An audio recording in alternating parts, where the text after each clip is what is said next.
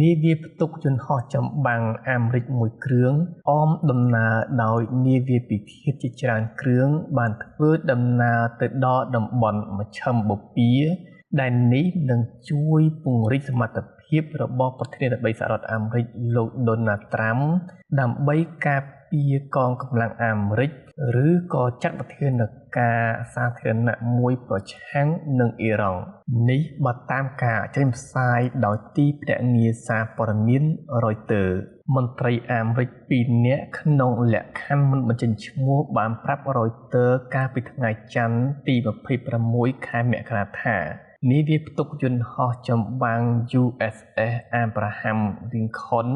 និងនាវាពិឃាតប្រដាប់ដោយមីស៊ីលជាច្រើនគ្រឿងបានធ្វើដំណើរឆ្លងចូលទៅក្នុងតំបន់មជ្ឈិមបូព៌ាលោកត្រាំកាលពីថ្ងៃប្រហ័សសប្តាហ៍មុនបាននិយាយថាកងនាវាចម្បាំងអាមេរិកកំពុងធ្វើដំណើរឆ្ពោះទៅកាន់អ៊ីរ៉ង់ប៉ុន្តែលោកសង្ឃឹមថានឹងមិនចាំបាច់ត្រូវប្រើនាវាចម្បាំងទាំងនោះឡើយកងនាវាចម្បាំងអាមេរិកដឹកនាំដោយនាវាផ្ទុកយន្តហោះចម្បាំង USS Abraham Lincoln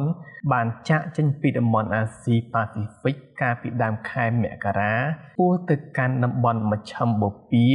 ខណៈភាពតានតឹងរវាងសហរដ្ឋអាមេរិកនិងអ៊ីរ៉ង់ឡើងកម្ដៅខ្លាំងបន្ទាប់ពីការបង្ក្រាបយ៉ាងសាហាវលើក្រុមបាតកោនៅទូទាំងប្រទេសអ៊ីរ៉ង់លោកត្រាំបានគម្រាមម្ដងហើយម្ដងទៀតថានឹងធ្វើអន្តរាគមន៍ប្រសិនបើអ៊ីរ៉ង់នៅតែបន្តសម្លាប់បាតកោតែស្ថានភាពបាតកម្មនៅទូទាំងប្រទេសអ៊ីរ៉ង់មានការថមថយហើយលោកត្រាំក៏បានអះអាងដែរថាការប្រហារជីវិតក្រុមបាតកោត្រូវបានបញ្ឈប់ក្រៅតែពីបញ្ជូននាវាផ្ទុកយន្តហោះចម្បាំង